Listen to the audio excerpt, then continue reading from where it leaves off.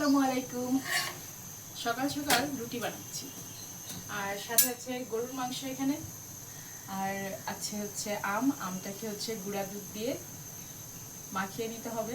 এখানে আমটাকে আমি ম্যাশ করে নিয়েছি আর এটাকে এখন গুঁড়া দুধ দিয়ে দেবো উপর দিয়ে। আর এটা দিয়ে আজকে সকালের নাস্তা আম দুধ রুটি আর গরুর মাংস। সকাল সকাল এরকম ফুলকো ফুলকো রুটি খেতে ভালোই লাগে, তাই না? কতটা ফোলা। এখন রুটিগুলো এই যে এখানে রেখে দিচ্ছি।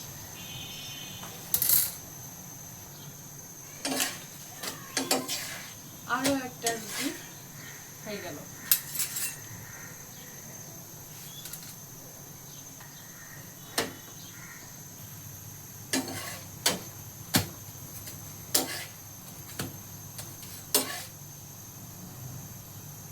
আর একটা রুটি হয়ে গেল।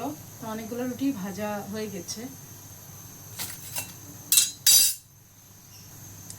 সকাল সকাল রুটি বানাতে অনেকেরই ভালো লাগে না, বাট আমার কিন্তু রুটি বানাতেও ভালো লাগে, আবার রুটি খেতেও ভালো লাগে।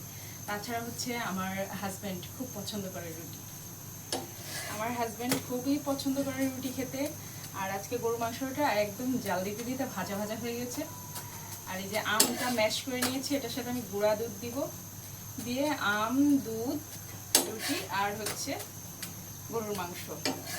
বেশ মজার নাস্তা, সকালের জন্য খুবই স্বাস্থ্যকর নাস্তা। আর বাচ্চারা হচ্ছে পোলাও আর গরুর মাংস খেয়ে নিয়েছে। বাচ্চারা পোলাও গরুর মাংস বেশি পছন্দ করে। তো এটাই হচ্ছে লাস্ট, ভেজে নেওয়া হয়ে গেছে যে সবগুলা। আর এটা লাস্ট রুটি, এটা সেঁকে নিলেই আমার হয়ে যাবে।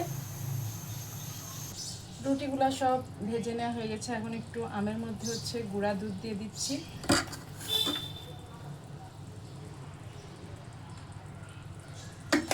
আমার মধ্যে গুঁড়া দুধ দিলে খুব মজা লাগে খেতে। আর এটা দিয়ে এখন রুটি দিয়ে খাওয়া হবে। সাথে আছে হচ্ছে এই যে গরুর মাংস। তো এটা খুবই মজার একটা মাংস রান্না। তো আমার নাস্তা তৈরি করা শেষ।